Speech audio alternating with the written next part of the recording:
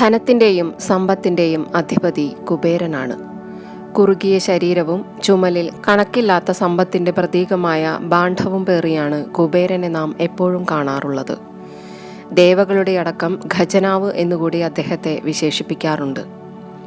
കുബേരൻ്റെ ജനനവും ജീവിതവും സംബന്ധിക്കുന്ന വിവരങ്ങൾ പുരാണങ്ങളും ഇതിഹാസങ്ങളും പറയുന്നത് ഇങ്ങനെ. വിശ്രവസിൻ്റെ പുത്രനായ കുബേരൻ വൈശ്രവണൻ എന്നുകൂടി അറിയപ്പെടുന്നു. എന്നുവച്ചാൽ സമ്പത്തിനെ വ്യാപിപ്പിക്കുന്നവൻ എന്ന് വാക്യാർത്ഥം. എല്ലാവിധത്തിലുള്ള ധനവും സ്വർണവും അമൂല്യരത്നങ്ങളും കുബേരൻ്റെ അധീനതയിലാണ് വരുന്നത്. അതുമാത്രമല്ല, യക്ഷരാജാവ് കൂടിയാണ് അദ്ദേഹം. പ്രസിദ്ധനായ പുലസ്ത്യനാണ് കുബേരൻ്റെ പിതാമഹൻ. പ്രജാപതികളിൽ ഒരാളും കൂടിയായ പുലസ്ത്യൻ തൃണബിന്ദു മഹർഷിയുടെ പുത്രിയായ മാനിനിയെ ഭാര്യയായി സ്വീകരിച്ചു. മാനിനിക്ക് ഹവിർഭൂ എന്ന മറ്റൊരു പേരുകൂടിയുണ്ട്. ആ വിവാഹത്തിലേക്ക് നയിച്ച സംഭവം ഇങ്ങനെ. ത്രേതായുഗമാണ് കാലഘട്ടം. പുലസ്ത്യ മഹർഷി ഒരിക്കൽ മഹാമേരുവിൻ്റെ താഴ്വരയിൽ തപസ് ചെയ്തുകൊണ്ടിരുന്നു. കുറച്ചങ്ങ് മാറി വേറൊരു കുന്നിൽ തൃണബിന്ദു മഹർഷിയും തപസ്സിലുണ്ട്. പ്രസന്ന സുന്ദരമായ ശാന്തി നിറഞ്ഞു കവിഞ്ഞ അന്തരീക്ഷം. അത്തരം സ്ഥലങ്ങളെ മഹർഷിമാർ തപസ്സിനായി തിരഞ്ഞെടുക്കൂ. പക്ഷേ ആ സമാധാനം ഭംഗപ്പെടുത്തുവാൻ പിന്നീട് അവിടെ കാരണങ്ങളും വന്നു ചേരുകയാണ്.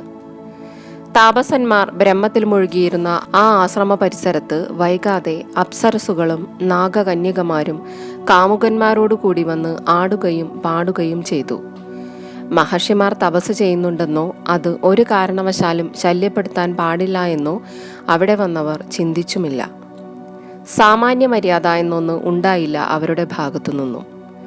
ചുരുക്കത്തിൽ ആ അന്തരീക്ഷമാകെ അലങ്കോലപ്പെട്ടു. പുലസ്ത്യൻ കുപിതനായി. ഒരു മുന്നറിയിപ്പ് പോലെ ശാപവും വന്നു. മേലാൽ അവിടെ വരുന്ന കന്യകകൾ ഗർഭിണികളായി തീരട്ടെ എന്ന് മഹർഷി. ഭയന്നുപോയ അപ്സരസുകളും നാഗകന്യകകളും അവിടെ നിന്നും പെട്ടെന്ന് തന്നെ പിൻവാങ്ങി. പക്ഷേ ഒന്നും അറിയാതിരുന്ന ഒരു നിരപരാധി ആ ശാപത്തിൻ്റെ ഭവിഷ്യത്ത് അനുഭവിക്കേണ്ടിയും വന്നു. തൃണബിന്ദു മഹർഷിയുടെ പുത്രിയായ മാനിനി പിതാവിനെ തേടി അവിടെ വന്നു ചേർന്നു. ശാപം നിലനിൽക്കുന്ന ആ പരിസരത്ത് വച്ച് പുലസ്ത്യൻ്റെ വാക്കുകൾ പോലെ തന്നെ അവൾ ഗർഭം ധരിക്കുകയും ചെയ്തു. പിന്നീട് മഹർഷി ഈ സംഭവങ്ങളെല്ലാം അറിഞ്ഞപ്പോൾ അവളെ പത്നിയായി സ്വീകരിച്ചു. അവൾ പ്രസവിച്ച കുഞ്ഞാണ് വിഖ്യാതനായ വിശ്രവസ്.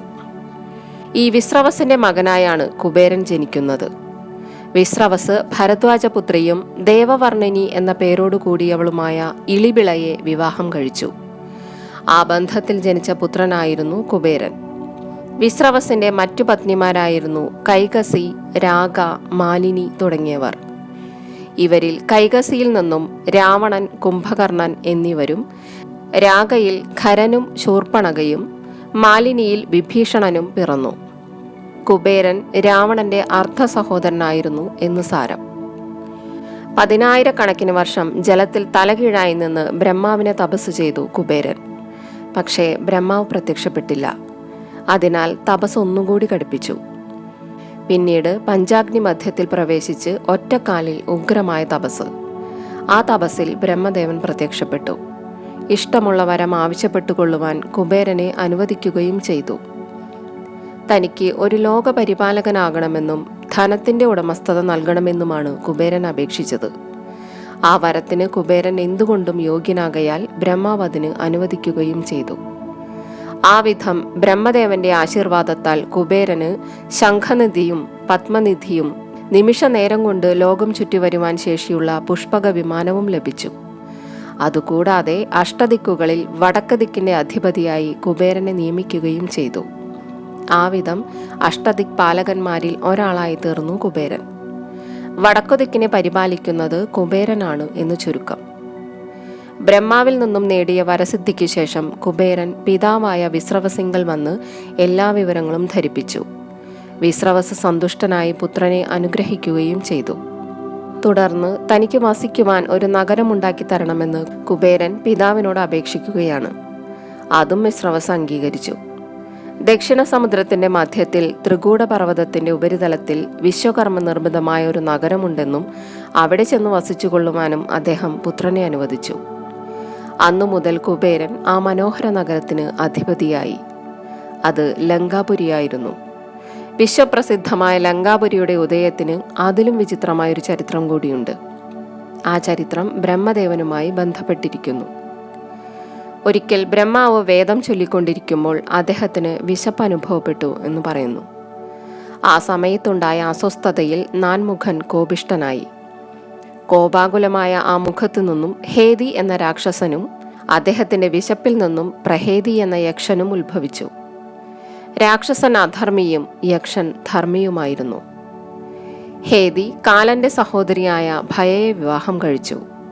അവർക്ക് വിദ്യുകേശൻ എന്ന ഒരു പുത്രനുമുണ്ടായി. ഈ വിദ്യുകേശൻ സന്ധിയുടെ പുത്രിയായ സാലകടങ്കയെ പത്നിയായി സ്വീകരിച്ചു. അവർക്ക് ഒരു കുട്ടിയുമുണ്ടായി. പക്ഷേ ആ കുട്ടിയെ മന്ധരപർവ്വതത്തിന്റെ താഴ്വരയിൽ ഉപേക്ഷിച്ച ശേഷം വിദ്യുകേശനും സാലകടങ്കയും അവിടെ നിന്നും കടന്നു കളഞ്ഞു. ആ സമയത്താണ് ഭഗവാൻ ശിവനും പാർവതിയും കൂടി ഋഷഭാരൂഢരായി ആ വഴിക്ക് വന്നത്. ഉപേക്ഷിക്കപ്പെട്ട നിലയിൽ കിടക്കുന്ന ആ കുഞ്ഞിനെ അവർ അനുഗ്രഹിച്ചു. ഉടനെ തന്നെ ആ ശിശു പൂർണ്ണ വളർച്ചയിലെത്തി യൗവന രൂപത്തിലായി. ശിവദമ്പതികൾ അവന് സുകേശൻ എന്ന നാമവും നൽകി. സുകേശൻ മണിമയൻ എന്ന ഗന്ധർവന്റെ പുത്രിയായ ദേവവതിയെ വിവാഹം കഴിച്ചു. അവർക്കു പിറന്നവരാണ് മാല്യവാൻ, സുമാലി, മാലി എന്നിവർ. പരമശിവന്റെ അനുഗ്രഹത്താൽ ഇവർ മൂവരും ജനിച്ചപ്പോൾ തന്നെ യൗവനയുക്തരായി. അതിനുശേഷം മാല്യവാനും സുമാലിയും മാലിയും കൂടി ബ്രഹ്മാവിനെ തപസ് ചെയ്ത് ശക്തി സമ്പാദിക്കണം എന്ന് നിശ്ചയിച്ചു. അവരുടെ തപസ് ഏറ്റവും ഉജ്ജ്വലമായി തീർന്നപ്പോൾ ബ്രഹ്മാവ് പ്രത്യക്ഷനായി എന്തു വരമാണ് വേണ്ടതെന്ന് ചോദിച്ചു. ഞങ്ങൾ അജയന്മാരാകണം, ശത്രു സംഹാരകന്മാരാകണം, ആയുഷ്മാന്മാരാകണം, അന്യോന്യം സൗഹാർദ്ദപൂർവം പ്രവർത്തിച്ച് പ്രഭുക്കളായി തീരണം.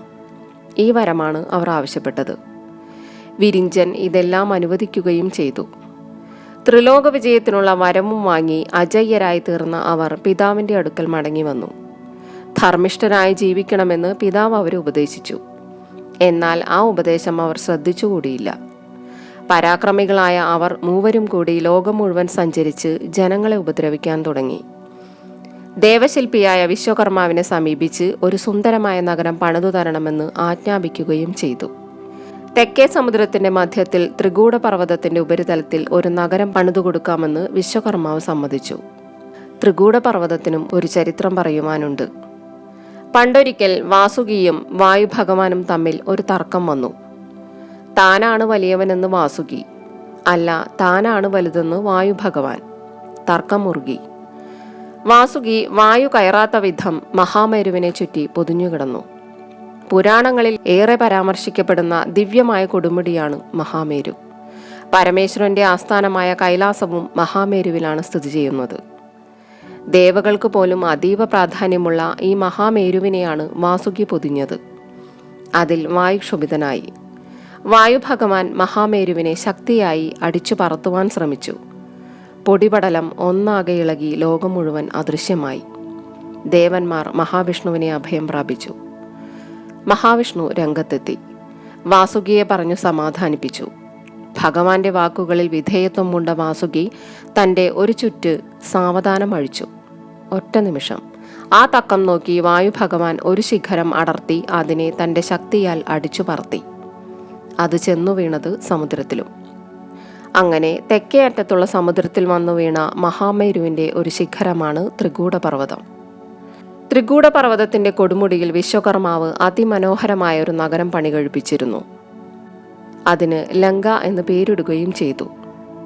വാസ്തവത്തിൽ ആ നഗരം വിശ്വകർമാവ് ഇന്ദ്രന് വേണ്ടി പണിതതാണ്.